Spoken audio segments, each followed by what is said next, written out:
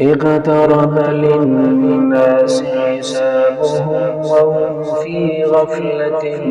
معرضون ما يأتيهم من ذكر من ربهم محدث إلا استمعوه وهم يلعبون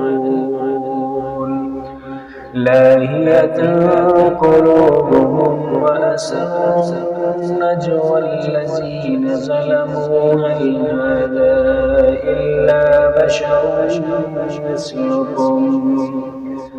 إلا بشر